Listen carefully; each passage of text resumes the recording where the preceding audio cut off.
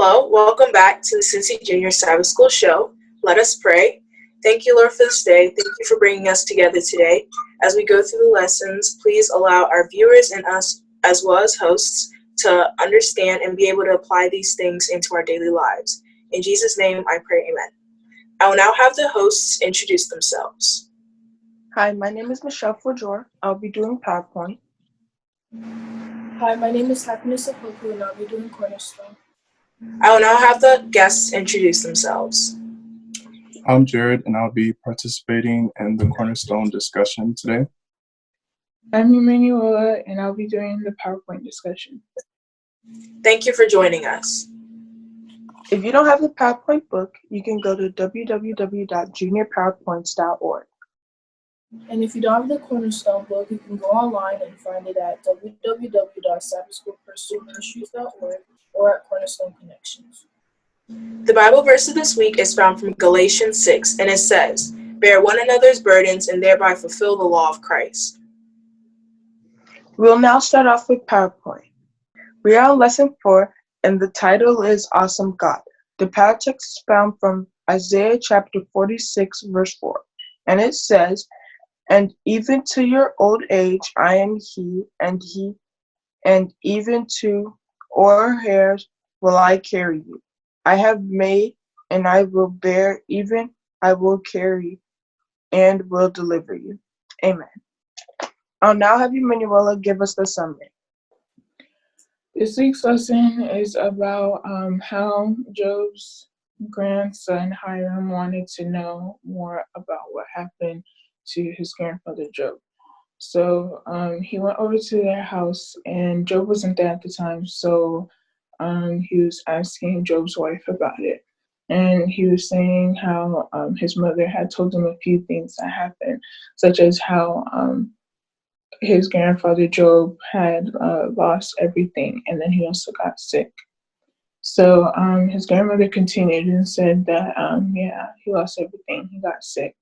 And then also his friends came to him telling him that there's no way that he didn't do anything wrong for God to do this against him. Even a stranger that they didn't know had come to tell them that Job had to have done something wrong for God to do all of this to them. So as his friends were talking to him, and then God began to speak to Job. And Job was hearing God saying that, who are these people? Who are you to question what I am doing? So he began to ask Job questions such as, are you able to command the dawn and the moon? Or do you know where the source of light comes from? Are you able to command the constellations? Are you able to do these great things that God is able to do? So then, as God continued to ask Job these questions, he realized that he didn't know as much as he thought he did, and he had no place to question God's authority. So God wanted Job to know that though he may be going through all these things, he's still there for him, and he was always going to be there for him. He is a sustainer, and he will always be there no matter what Job goes through, or no matter what any of us go through. He was always there to protect us. And that's where the story ends. Thank you for your summary. Now on to the questions. What stories and experience of the past help you reflect on God's goodness? Many stories in the Bible help me to reflect on God's goodness, such as Queen Esther, when she went to the king and was trying to help her people from being killed. She went to the king unannounced, and she wasn't summoned. So the punishment for that was death. But God protected her, and when she went to the king decided to not kill her, and instead listen to what she had to say. So it makes me realize that though we may go through things, God is always there for us, protecting us every step of the way. When God was asking Job questions, what was he trying to say? When God was asking Job questions, he was trying to say that, who are you to question my authority? Yes, you may not know what is going on, but God knows the big picture. He knows what he's doing in our lives. So even though we may not know, God knows what he's doing. What was God's lesson to Job? God's lesson to Job was that God is a sustainer and that he is always there for us. So though Job was going through those trials during that time, God knew what was going in the end, what was going to happen, and he was protecting him even through everything that was going on. He still had his hand on him and was still protecting him through everything.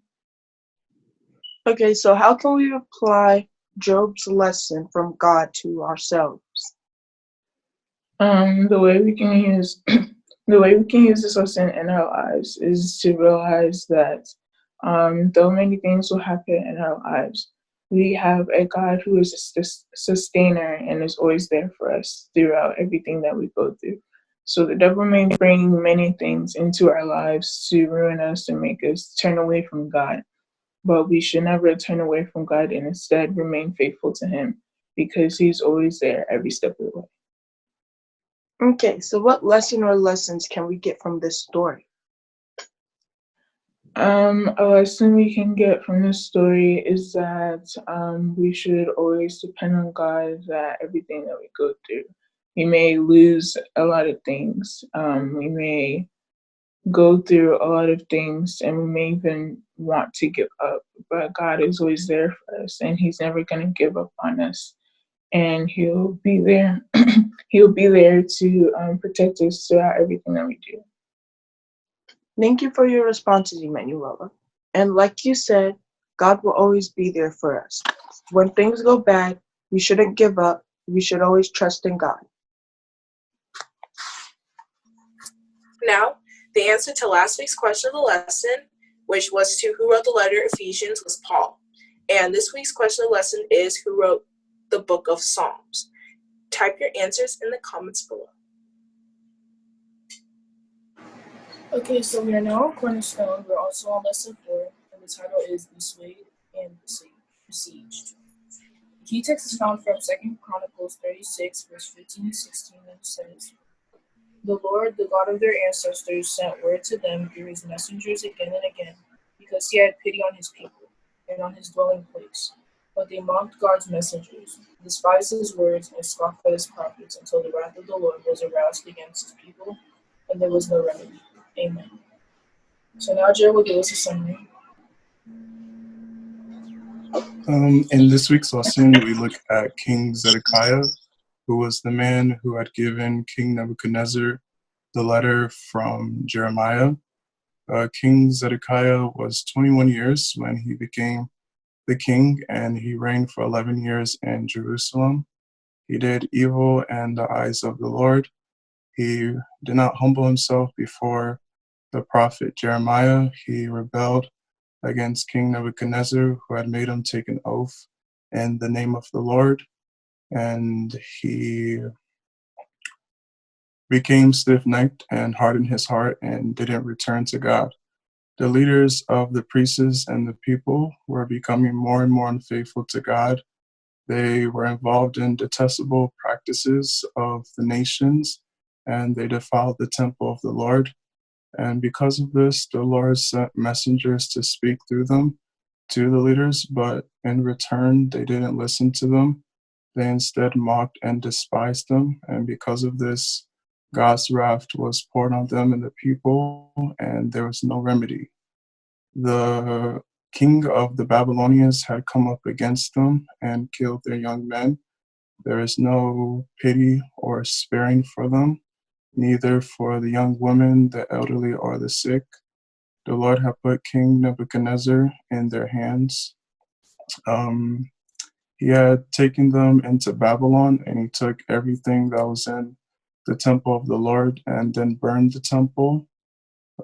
After that, they also broke down the wall of Jerusalem, and they burned down all the palaces that were there. The remnant who had escaped the wrath of God and the sword then became the servants of King Nebuchadnezzar and his successors until the kingdom of Persia had come. They enjoyed the rest of the Sabbath, and the lesson ends with them resting in the time of desolation until the 70 years have been completed and the fulfillment of the words of God spoken through Jeremiah. Thank you, Jared, for your summary. So now we're going to go on to the discussion. What evil did Zedekiah do in the eyes of the Lord? He did evil in the eyes of the Lord. He didn't humble himself before Jeremiah. He rebelled against King Nebuchadnezzar. He hardened his heart against God, and he wasn't a good influence towards his people. What was happening to the leaders and priests? They were likely influenced by King Zedekiah's lifestyle. They were involved in practices that weren't pleasing to God, and they were defiling the temple.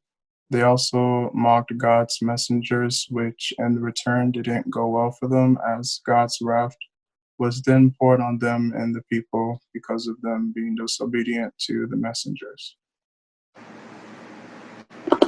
What does this tell us about God's patience with us? It says that God's patience for us is a lot. He will be patient with us, but if we continue to reject and neglect what he tells us, he'll then have to give us signs that shows that he's serious and that we have to listen to him. Yeah, I agree with your answer. Is it hard or easy to be tempted? That depends. People are tempted in different areas. For example, if one person is tempted in an area to eat unhealthy, while in another area they're not tempted to lie. The areas that we are tempted, though, yes, sometimes it can be hard, but we have to ask ourselves the question that are we relying more on ourselves to defeat the temptations, or are we relying on God? The way to really defeat temptations is through learning and memorizing Bible verses and applying them to our everyday lives and prayer. And when we continue to also spend time with God, it will give us the strength to be able to defeat temptations or even any challenges that we're facing. And lastly, what lessons does the story reveal to us about leadership? It reveals to us that leadership is a position to be taken seriously. And if we're ever given a leadership position, that we're to be a good influence to the people that we are influencing and leading. Thank you, Jared, for your responses. Now I'll have Stacy close it off for us. Let us close our eyes and pray. Thank you, Lord, for this day. Thank you for guiding us through these lessons. Please allow the viewers to obtain valuable information from both lessons and be able to apply it into their daily lives. In Jesus' name I pray, amen.